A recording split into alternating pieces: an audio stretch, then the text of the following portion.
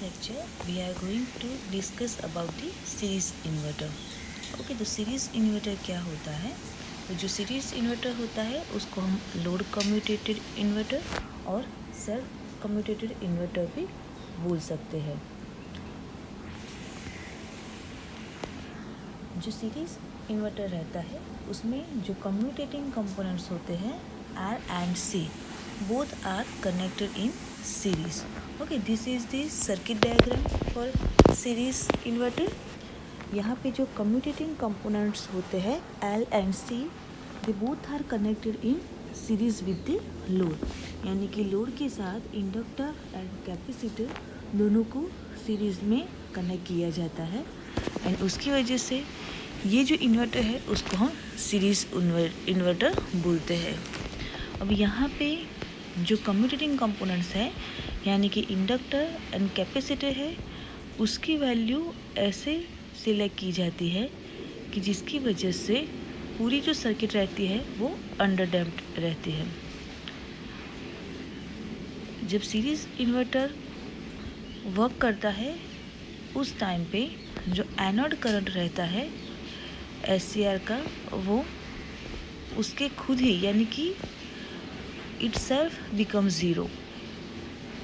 उसकी वजह से जो SCR है वो ऑटोमेटिकली टर्न ऑफ हो जाता है एंड उसकी वजह से जो सीरीज इन्वर्टर है उसको सेल्फ कम्यूटेटेड इन्वर्टर और लोड कम्यूटेटेड इन्वर्टर भी बोल सकते हैं। ओके, सो यहाँ पे the anode current itself becomes zero, resulting the SCR turn off automatically, and therefore this inverter is called as self commutated or load commutated inverter. Now you can see in circuit diagram SCR T1 and T2. Okay, both are turned on at regular interval in order to achieve desirable output voltage and output frequency. The SCR T2 is kept off at starting condition and polarity of voltage across capacitor is shown in the figure. यानी कि in the left hand side of the capacitor it becomes negatively charged and on the right hand side plate it becomes positively charged. तो diagram में आपको series inverter का circuit diagram दिखाया गया है। जो SCR T1 एंड T2 है वो दोनों एक रेगुलर इंटरवल पे टर्न ऑन किए जाते हैं एंड उसकी वजह से हमें जो output voltage and output frequency चाहिए होती है वो मिलती है। स्टार्टिंग कंडीशन में जो T2 होता है वो T ऑफ रखा जाता है, उसको ऑफ रखा जाता है, जबकि T1 है वो ऑन होगा। जो कैपेसिटर की पोलरिटी है वो लेफ्ट हैंड साइड पे नेगेटिवली चार्ज है जबकि राइट हैंड साइड की प्लेट पे पॉजिटिवली चार्ज रहेगा। अब जो सीरीज इन्वर्टर है वो टोटल 3 मोड में ऑपरेशन होता है, mode 1, mode 2 and mode 3। It is operated in 3 modes, mode 1, mode 2 and mode 3. So now let us discuss about the mode 1. So in mode 1, SCR T1 is turned on and the voltage VDC directly applies to RLC series circuit. The polarity of capacitor charging is from T1, C, L, R and VDC. T1 okay, तो capacitor C charge होगा तो उसकी वजह से जो उसका left hand side का जो प्लेट है वो पॉजिटिवली चार्ज रहेगा जबकि राइट हैंड साइड का प्लेट नेगेटिवली चार्ज होगा। The nature of the load current is alternating as there is underdamped circuit of the commutating components and voltage across capacitor becomes plus VDC when the load current becomes maximum. The voltage across capacitor becomes plus 2 VDC when the load current becomes 0। तो यहाँ पे जब capacitor T1 है वो on होगा तो उसकी वजह से जो सप्लाई वोल्टेज है VDC वो डायरेक्टली RLC सीरीज सर्किट के अक्रॉस लगेगा। ओके, तो यहाँ पे जब T1 ऑन होगा तो कैपेसिटर का चार्जिंग शुरू होगा। अब कैपेसिटर C चार्ज कैसे होगा, तो negative plate, inductor L, register R, minus VDC plus VDC T1 and positive plate of the capacitor. तो इस पाथ में पूरा कैपेसिटर चार्ज होगा। अब यहाँ पे जब लोड करंट की वैल्यू मैक्सिमम होगी उस टाइम पे जो कैपेसिटर की अक्रॉस वोल्टेज है वो हमें प्लस VDC मिलेगा, जबकि अगर लोड करंट की वैल्यू 0 होती है उस टाइम पे जो कैपेसिटर के अक्रॉस जो वोल्टेज है वो हमें 2 VDC जितने मिलेंगे।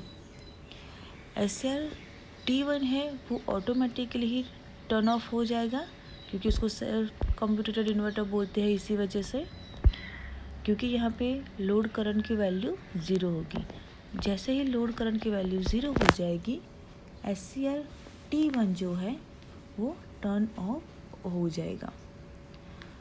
Now mode 2। So in mode 2 T1 is turn off in this period and load currents become 0. Okay, now SCR T1 is off, SCR T2 is off, both SCR is turned off and voltage across capacitor becomes equal to plus 2 VDC। यानी कि mode 2 में SCR T1 है वो turn off हो जाएगा क्योंकि load current की value 0 हो रही है। SCR T2 तो ऑफ ही है, तो यानी कि दोनों SCR है वो मोड 2 में ऑफ कंडीशन में रहेंगे एंड जो कैपेसिटर है उसके अक्रॉस जो वोल्टेज है वो हमें प्लस 2 VDC के जितना मिलेगा।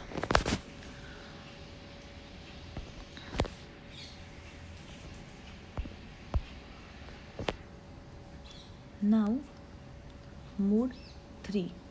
सो इन मोड 3 SCR T2 जो है वो टर्न ऑन होगा।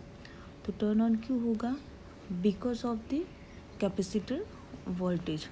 तो कैपेसिटर वोल्टेज है वो डिस्चार्ज होना शुरू करेगा एंड उसकी वजह से SCR T2 है वो टर्न ऑन हो जाएगा। जो कैपेसिटर है वो डिस्चार्ज किस पाथ से होगा, तो T2 R L and back to C, इस पाथ से कैपेसिटर है वो डिस्चार्ज होगा। जैसे ही लोड करंट की वैल्यू 0 होगी नेगेटिव डायरेक्शन में उसकी वैल्यू मैक्सिमम हो जाएगी। जो कैपेसिटर है वो डिस्चार्ज हो गए प्लस 2 VDC में से माइनस VDC जितना उसका वोल्टेज हो जाएगा।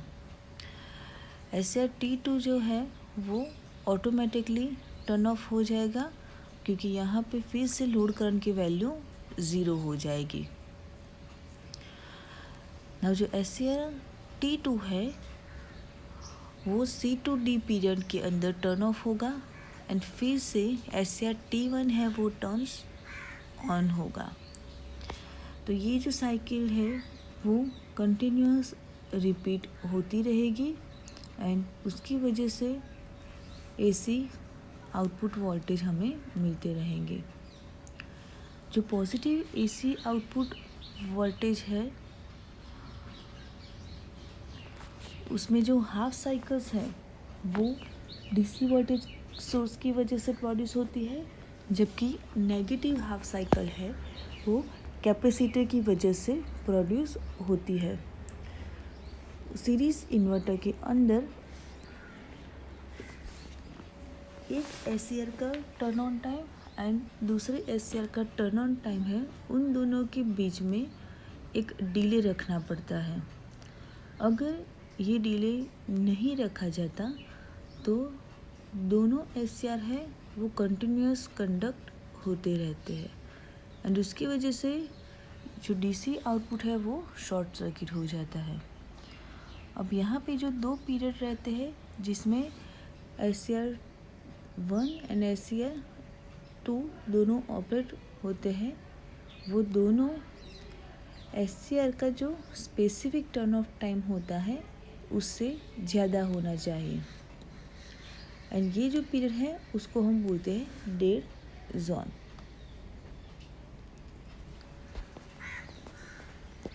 नाउ वेव फॉर्म्स, तो यहाँ पे डायग्राम में ए डायग्राम है वो T1 का ट्रिगरिंग पीरियड दिखा रहा है, बी में एससीआर T2 का ट्रिगरिंग दिखा रहा है यानी कि उसका टर्न ऑन दिखा रहा है, सी में जो आउटपुट करंट है उसकी वैल्यू दिखाई गई है, डी के अंदर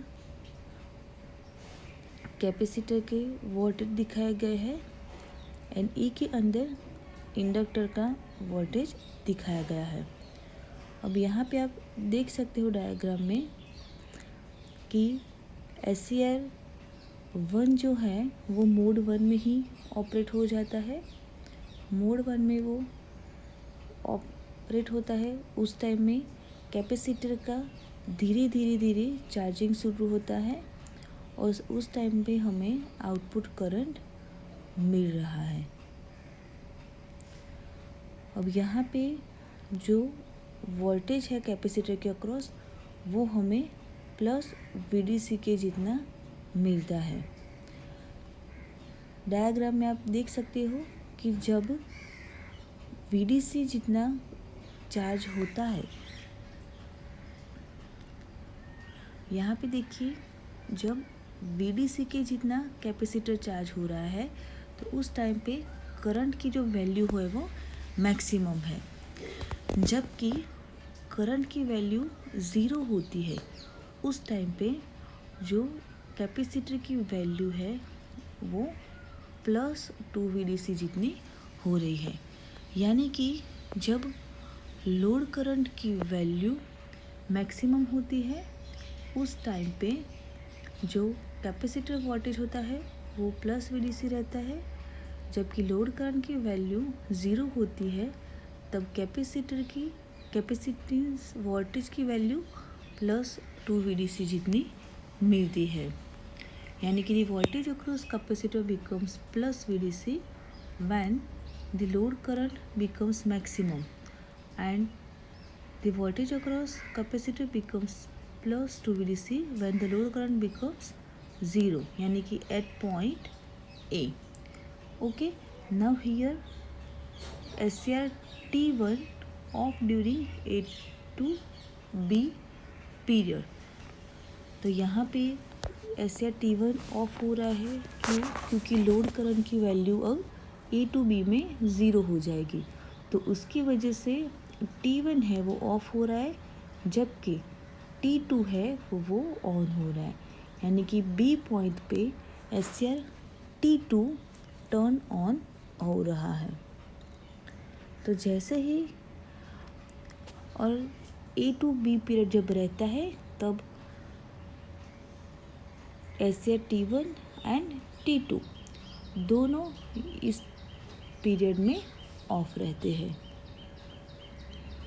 और जो कैपेसिटर के अक्रॉस जो वोल्टेज होता है वो हमें +2 VDC जितना मिलता है। अब मोड 3 में SCR T2 है वो टर्न ऑन होगा, यानी कि पॉइंट B पे SCR T2 है वो टर्न ऑन हो रहा है। जैसे ही वो टर्न ऑन होगा, लोड करंट है वो धीरे धीरे मैक्सिमम होना शुरू करेगा, but it will be maximum in the negative direction, यानी कि लोड करंट की वैल्यू धीरे धीरे इंक्रीज हो रही है मैक्सिमम होगी एंड बाद में सी पॉइंट पे वो 0 हो जाएगी। सेम यहाँ पे लोड करंट है, उसकी वैल्यू 0 है, तो कैपेसिटर है उसका वोल्टेज जो है वो प्लस वीडी से है। अब धीरे धीरे लोड करंट की वैल्यू इंक्रीज हो रही है but it is in the negative direction, so capacitor start discharging, यानी कि जब इसकी वैल्यू मैक्सिमम हो रही है करंट की वैल्यू, तब जो वोल्टेज है वो हमें प्लस वीडीसी जितना मिलेगा। ओके, यानी कि यहाँ पे मैक्सिमम वैल्यू जब होगी लोड करंट की तब प्लस वीडीसी वोल्टेज मिलेगा, यानी कि for the maximum value of the load current the value of the capacitance voltage will be plus VDC. But when the value of the current is 0, at that time you will get minus VDC voltage. Okay, यानी कि धीरे धीरे capacitor discharge होगा, minus VDC तक वो discharge होगा। इस period में जो T2 है वो टर्न ऑफ होगा। सॉरी, हाँ, यहाँ पे जो T2 है वो अभी टर्न ऑन है, जैसे जैसे डिस्चार्ज होगा वैसे वैसे धीरे धीरे T2 है वो टर्न ऑफ हो जाएगा। तो T2 टर्न ऑफ कहाँ पे होगा, तो C पे T2 है वो टर्न ऑफ हो जाएगा, क्योंकि यहाँ पे लोड करंट की वैल्यू हमें 0 मिल रही है। जैसे ही T2 टर्न ऑफ होगा, फिर से after some time delay SCR T1 will turns on. Okay, and this way cycle repeats after it complete 1 turns. The positive AC output voltage half cycle generates due to DC voltage source, whereas negative half cycle generates due to capacitor. And there is always some time delay kept between one SCR T turn on time and other SCR turn on time. This is the waveform of the series inverter. Now limitations of series inverter. तो series inverter की limitations कौन कौन सी है, तो यहाँ पे जो load current है वो सिर्फ पॉजिटिव हाफ साइकिल में ही फ्लो होता है from supply to source. Second है कि अगर SCR T1 and SCR T2 दोनों को अगर साइमल्टेनियसली टर्न ऑन किया जाता है तो DC सप्लाई है वो शॉर्ट सर्किट हो जाते हैं, एंड इसकी वजह से ही बीच में इन दोनों के टर्न ऑन टाइम के बीच में टाइम डिले रखना पड़ता है। लोड करंट है वो कम्यूटेटिंग कंपोनेंट्स है उसमें से फ्लो होते हैं, तो उसकी वजह से जो कम्यूटेटिंग कंपोनेंट्स यूज़ किए हैं L एंड C दोनों की रेटिंग्स है वो ज़्यादा होनी चाहिए। अगर 1.5 ऑन टाइम और जो SCR टर्न ऑन टाइम है वो अगर ज़्यादा रहता है तो जो वोल्टेज वेवफॉर्म है वो डिस्टॉर्टेड हो जाता है, यानी कि हमें वोल्टेज वेवफॉर्म में डिस्टॉर्शन मिलता है। जो मैक्सिमम आउटपुट फ्रीक्वेंसी रहती है इन्वर्टर की वो रिंगिंग फ्रीक्वेंसी से कम रहनी चाहिए। एंड लास्ट वन है जो मैक्सिमम करंट है